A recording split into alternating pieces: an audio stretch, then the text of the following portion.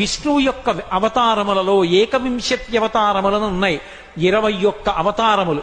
వాటిని స్మరిస్తే చాలు, వాటిని ఒక్కసారి జ్ఞాపకానికి తెచ్చుకుంటే చాలు. ఏనండి, మొట్టమొదట ఆదినారాయణుడు సనకసనందనాదులు, దాని తర్వాత వచ్చినటువంటిది యజ్ఞవరాహావతారం, యజ్ఞవరాహావతారం తర్వాత నారదుడు, నారదుడి తర్వాత నరనారాయణుడు, నరనారాయణుల తర్వాత వచ్చినటువంటిది కపిలావతారం, కపిలావతారం తర్వాత దత్తాత్రేయావతారం, దత్తాత్రేయావతారం తర్వాత యజ్ఞావతారం, యజ్ఞుని యొక్క అవతారం తర్వాత వృషభావతారం, వృషభావతారం తర్వాత వచ్చింది పృథు గారి అవతారం, పృథు గారి అవతారం తర్వాత వచ్చినటువంటి అవతారం మత్స్యావతారం, తర్వాత కూర్మావతారం, తర్వాత ధన్వంతరి, తర్వాత మోహిని, తర్వాత నరసింహుడు, తర్వాత వామనమూర్తి, తర్వాత పరశురాముడు, తర్వాత రాముడు, తర్వాత రామచంద్రమూర్తి, తర్వాత బలరాముడు, బలరాముడి తర్వాత కృష్ణ భగవానుడు, కృష్ణ భగవానుడి తర్వాత ఏకకాలంలో 2 అవతారాలు ఉంటూ ఉండొచ్చు వీటిల్లో.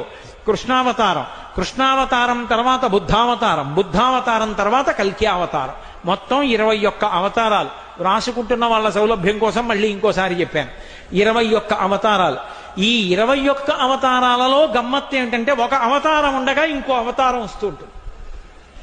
పరశురామావతారం, రామావతారం ఏకకాలంలో నడిచాయి. బలరామావతారం, కృష్ణావతారం ఏకకాలంలో నడిచాయి.